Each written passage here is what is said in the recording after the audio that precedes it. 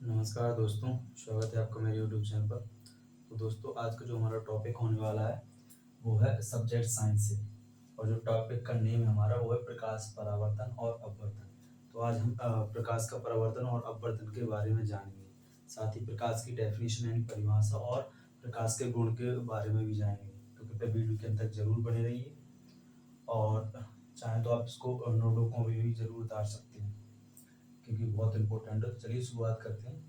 आप देख सकते हैं सब्जेक्ट साइंस। तो टॉपिक का नाम है प्रकाश परावर्तन और अपवर्तन। तो सबसे पहले हमारी प्रकाश यानी लाइट की डेफिनेशन दी गई है, परिभाषा। तो प्रकाश क्या है? तो है कि प्रकाश एक प्रकार की ऊर्जा है। प्रकाश एक प्रकार की ऊर्जा है जो हमें वस्तुओं को देखने में सहायता करती है।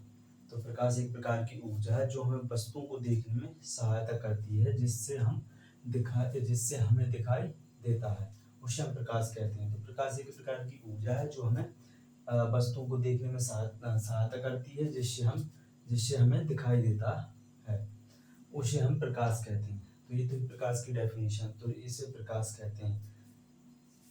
उसके बाद प्रकाश के आप देख सकते हैं गुण दिए गए हैं। प्रकाश के गुण, तो प्रकाश के टोटल 8 गुण दिए गए हैं। तो आप देख सकते हैं 8 गुण। तो पहला जो गुण है कि प्रकाश सरल सीधी रेखाओं में गमन करता है। प्रकाश सरल सीधी रेखाओं में गमन करता है। जो प्रकाश होता है वो सरल और सीधी रेखाओं में गमन करता है। उसके बाद दूसरा है दूसरा जो गुण है वो है प्रकाश विद्युत चुंबकीय तरंग। प्रकाश है जो एक विद्युत चुंबकीय तरंग है, इसलिए इसे संचरण के लिए माध्यम की जरूरत नहीं पड़ती। तो प्रकाश विद्युत चुंबकीय तरंग है, इसलिए इसे संचरण के लिए माध्यम की जरूरत नहीं पड़ती है। उसके बाद तीसरा गुण है प्रकाश का, तो है कि प्रकाश अपारदर्शी वस्तुओं का छाया बनाता है। जो प्रकाश अपारदर्शी वस्तुओं का छाया बनाता है, ये प्रकाश का तीसरा गुण है।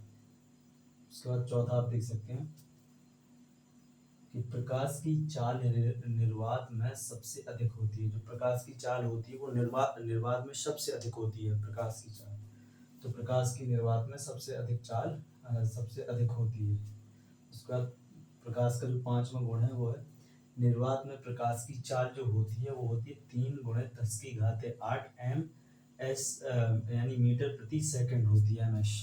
तो निर्वात में जो प्रकाश की चाल होती है वो 3 × 10⁸ मीटर प्रति सेकंड होती है।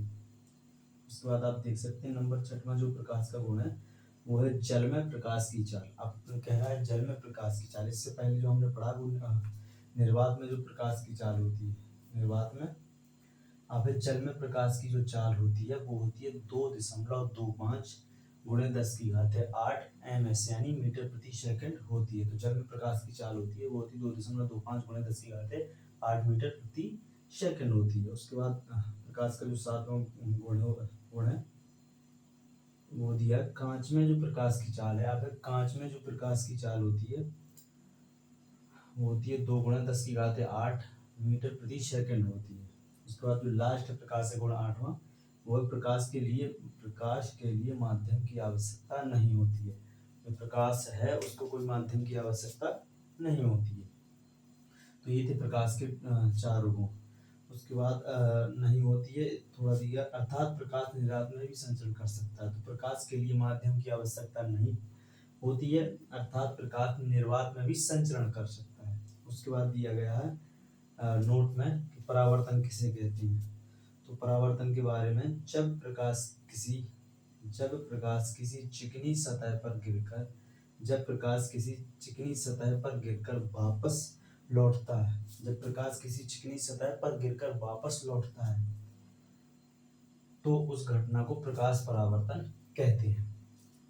तो ये था जो हमारा आज का टॉपिक प्रकाश परावर्तन और अपवर्तन, जिसमें हम प्रकाश की परिभाषा समझी कि प्रकाश एक प्रकार की ऊर्जा है जो हमें वस्तुओं को देखने में सहायता करती है, जिससे हमें दिखाई देता है, उसे हम प्रकाश कहते हैं। उसके बाद हमें प्रकाश के गुण पढ़े 8 और प्रकाश का परावर्तन क्या है तो इसके बारे में जाना है। आई होप दोस्तों ये वीडियो इन्फॉर्मेटिव लगी होगी। तो कृपया ये जो प्रकाश का परावर्तन अपवर्तन हमने समझा, इसको नोटबुक कॉपी में इसको जरूर उतारिए और इसको समझिए। ये बहुत इंपॉर्टेंट टॉपिक है जो कि क्लास 5 से लेके 8 तक के हर एक क्लास में थोड़ा बहुत दिया होता है।